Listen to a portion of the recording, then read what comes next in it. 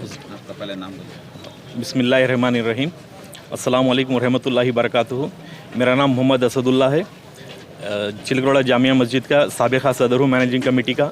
2017 से लेकर अगस्त 2022 तक हम लोग ये कमेटी चलाए और 2000 अगस्त में हम खुद रिज़ाइन देके ये मस्जिद कमेटी से हट गए थे। कल यानी जुमेरात के दिन 20 अक्टूबर को चिलगोड़ा ईदगाह में साबिक़ा कमेटी के सदर, नायब सदर एक मीडिया ब्रीफिंग करे, जिसमें ये कहा गया कि 6 साल जो कमेटी चलाए हम, उसमें कोई काम नहीं, मस्जिद की कोई डेवलपमेंट का काम नहीं किए गए। आवाम पूरी सामने है, सब लोग सुन रहे। आवाम को बताइए, क्या भाई कोई डेवलपमेंट का काम नहीं हुआ 6 साल में? कोई मुसल्लियों को तकलीफ हुई? हर वो मुसल्लियों को सहूलत फराम हुई नहीं हुई? ये हम बुलाने से आई, आप आपकी खुदी से आके बोल रही है।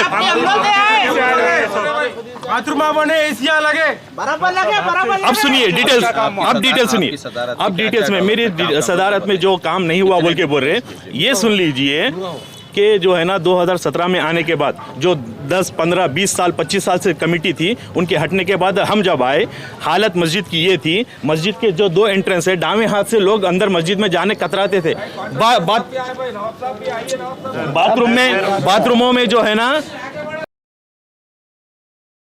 कि जो है ना जो पब्लिक सिस्टम का माइक्स रहते, पुंगे रहते मस्जिद में, वो थे। और हम उसको जो है ना सोफिस्टिकेटेड साउंड सिस्टम के स्पीकर्स लगा के रिप्लेस करें।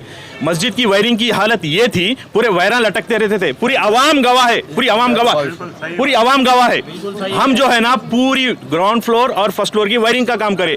150 से 200 पूरे नए फैन लगाए, पूरे ट्यूबलाइट्स चेंज करके नए LED लगाए। और जो है ना पूरे ग्राउंड फ्लोर में मस्जिद में 10 स्प्लिट AC लगा के पूरी ग्राउंड फ्लोर मस्जिद जो है ना AC है, उसका लोड संभालने के लिए इलेक्ट्रिक का जो है ना 10 kV का जो मीटर था उसको रिप्लेस करके नया 1.25 लाख 1.5 लाख रुपए खर्चा करके CT मीटर भी लिए। मस्जिद की जो साइड की दीवार थी पूरी कुछ प्लास्टिक नहीं हो गई थी, बारिश की वजह से जो है ना पूरा पानी आता था और दीवारों की हालत खस्ता थी, पूरी प्लास्टिंग का काम कराए। और जो दूसरे चीज़ें हैं, जगह दे दो, मैं बोल रहा हूँ वो खबरस्तान का मसला जो बोलने वाले वो बोलिए। नहीं, ये तो आवाम का जो पैसा था चंदे के थ्रू ये कामा हुए सो है। इसके अलावा भी हमारी कमेटी के थ्रू गवर्नमेंट से हेल्प लेते हुए ईदगाह में जो है ना 25 खंबे लगाए, जिसपे 50 लाइट है। मगरिब और ईशा के बाद 40 कदम की फातिहा में जो अंधेरा रहता था वो उसको दूर करने के लिए, ईदैन की नमाज के लिए जो है ना टेंट हाउस से कारपेट्स ला के डालते थे, उससे सफ़ सही नहीं होती थी। थर्मोस्टैटिक पेंटिंग का काम करके हम उसको पूरे सफ़ों को सही कर दिए। अब ये कोने में खड़े तो वो कोने तक के सफ़ सही है। और जो है ना ईदगाह की बाउंड्री वॉल बेशक थी लेकिन छोटी थी, लोग कूद के जो है ना अंदर बैठ के गैर ज़रूरी काम करते थे। हम उसको जो है ना पूरी आयरन में से पूरी फेंसिंग कराए।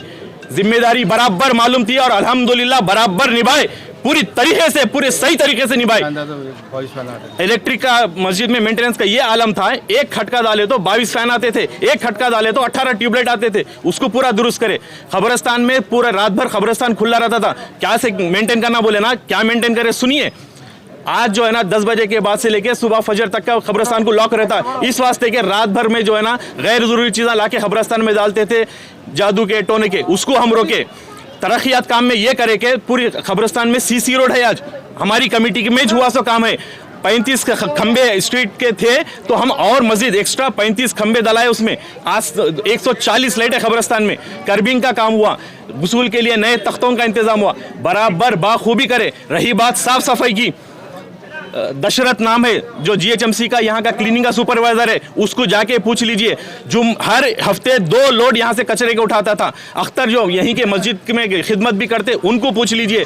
महीने में 2 लारी पत्थर जो बगली के पत्थर निकलते थे वो फिकाते थे। जो कामा करने था बराबर करे, जो कामा करना था बराबर कराए। और जो है ना जानिमाज़ों के ऊपर साफ सफाई की बात आई, जानिमाज़ा पूरे जो है प्रोफेशनल, वो फोटो निकालो, प्रोफेशनल लोगों से धुलाई सोए। और उसके वोचर्स भी हमारे पास है, देख लीजिए। एक जो है ना खुद मस्जिद में जो खिदमत करते मोइन भाई और प्रोफेशनल आदमियाँ। रही बात धूल की, हर 15 दिन में जो है ना वैक्यूम क्लीनर से पूरे जानिमाज साफ होते थे। नीचे की धूल जो निकाल के बताए, अगर हम भी अब पूरे कामा करें तो वीडियो निकाल के बताते, लोगों के फ़ोन की मेमोरियाँ फुल हो जाते थे। हम कोई भी दिखावा नहीं करे। निकालो। इस वक्त जो मौजूद है साहब, अब मैं मेरे कमेटी का नहीं सुनिए, पूरा बोलने दीजिए। कोई इसके लिए कोई भी उसका वो नहीं है। अगर कंपटीशन करना है कमेटी से तो इस तरीके से कीजिए। हम जब आए 50 बेवाओं को पेंशन देते थे मस्जिद से, आज 65 बेवाएं हो गए। हम 15 बढ़ाए, 400 रुपए बेवा को पेंशन थी, आज 900 चिल्लर रुपए है। ऐसे काम कीजिए। 900 चिल्लर, पहले 400, आज जो है ना 950। इमाम साहब की तनख्वाह 3000 थी, 4 से 5 फोल्ड बढ़ी हुई है। ऐसे काम करेंगे। 20-25 बच्चे तलबा जो है ना मदरसे में पढ़ते थे, आज अल्हम्दुलिल्लाह 40 से 50 बच्चे पढ़ रहे। उसमें तरक्की कीजिए। एक के बजाय 2 हाफिज को रखिए। और गरीब बच्चों के लिए स्कूल के ट्यूशन का इंतजाम कर रहे थे, जो पढ़ने वाले बच्चे जो अफोर्ड नहीं कर सकते, ऐसे कामों में कीजिए। कब तक अपन एक के दूसरे के टांगा खींच लेते रहेंगे? आपके ऊपर क्या इल्जाम आता है? इल्जाम कुछ भी नहीं है, इल्जाम कुछ भी नहीं है। इल्जाम है भाई खाली ये वजह। आज मीडिया से आप बात करने का मकसद क्या है? वो तो कल जो अब जो प्रेजेंट कमेटी है उन्होंने जो कमेंट करे कि 6 साल में क्या काम कुछ नहीं करे बोल के, इस तरह की इसकी वजह से ये वजाहत देनी पड़ी। और इसकी और एक बहुत बड़ी वजह है कि हम जब हटे, इन लोगों को 21 लाख रुपए का चेक दे के हटे 19 अगस्त को। और जो है ना 20 अगस्त को हमारे को वक्फ बोर्ड से फोन आया ऑफिशियल्स का कि ये इनकी पेमेंट रोक दो। हम पूछे क्यों बोल के, तो इसकी वजह ये पेपर है।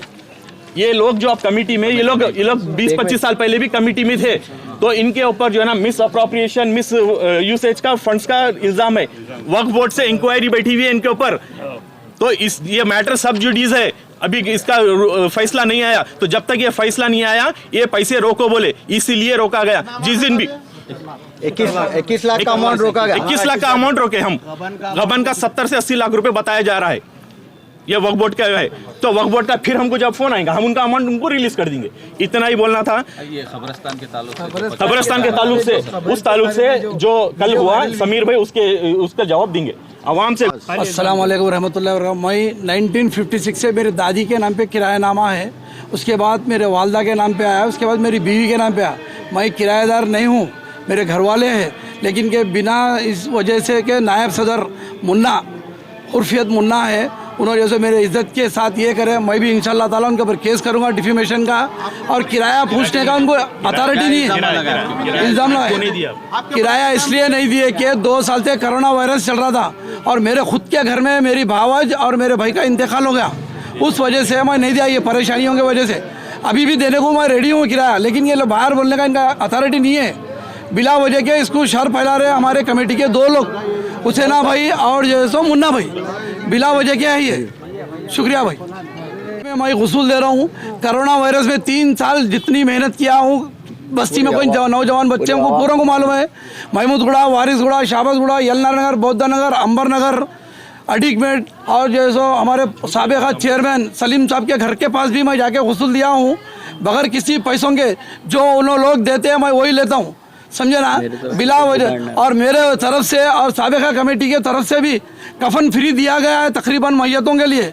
अब ये पत्थर लगा रहे, सीताफल मंडी वालों का पत्थर है, उनका पत्थर चोरी करके इस मज़ार को लगा रहे, समझे ना। मेरे ऊपर जो इल्ज़ाम लगा रहे उसके ऊपर मैं भी केस करूँगा इंशाअल्लाह ताला, समझे ना। नहीं मैं किराया बाकी है, वो हम उनके पर्सनल चीज़ों पे हम नहीं गए। हम यहाँ खबर का इशू है, खबर के उसके ऊपर आप बात करो। हम पब्लिक को डाइवर्ट नहीं करना चाह रहे। जैसा उन लोग डाइवर्ट करके इनके ऊपर FIR है, इन्हों किराया बाकी है, उससे कोई मतलब नहीं है, समझे। और नायब सदर साहब क्या बोल रहे हैं? गैर ज़रूरी बातें कर रहे हो ना। मैं एक मस्जिद से निकला तो डर लग रहा, मैं घर से निकला तो डर लग रहा। ये बचकानी बातें हैं ये। आप इतने बड़े पोस्ट पे है, आप क्या बात कर रहे हैं? क्या है आपको समझ में आ रहा कुछ भी?